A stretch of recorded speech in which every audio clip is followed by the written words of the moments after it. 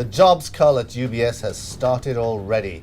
The bank only just announced its 10,000 job cuts officially earlier today, but some bankers found that their way to work was barred as early as this morning. Well, Max Colchester spoke to some of these bankers as they drowned their sorrows in the pub. Max, what happened to them? Well, they were fired, and pretty brutally. Many of them turned up to work this morning to find that they simply couldn't actually access their office and were told to go away. You know those little magnetic cards that everybody has? Exactly, they didn't work. So were they actually able to get to their desks and at least empty their desks? They weren't able to see their managers, and some of them weren't able to empty their desks either.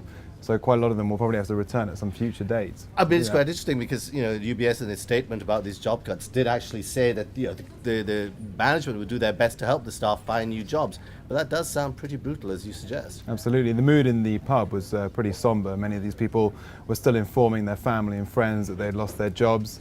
Some of them had heard that there were going to be cuts as early as 3 weeks ago, but only found out today as they arrived at work that actually they were being fired. So it was, they were quite shocked. So I gather it wasn't just only out of work or newly unemployed bankers in the pub, but also there were headhunters. Yeah, absolutely. Swarming already. Swarming all over them, looking to try and find them new jobs.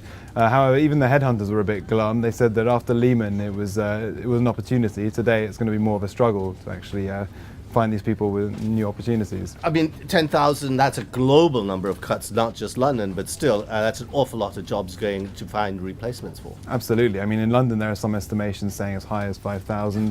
One trader I spoke to said that he was working on the credits desk, 500 people fired, with a few left over just to unwind a few trades.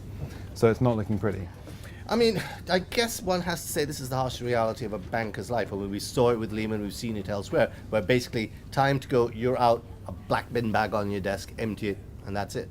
Absolutely. These people aren't civil servants, so firing them is brutal. They make a lot of money, and I suppose that's the price you pay. All part of a banker's life. Thank you, Max.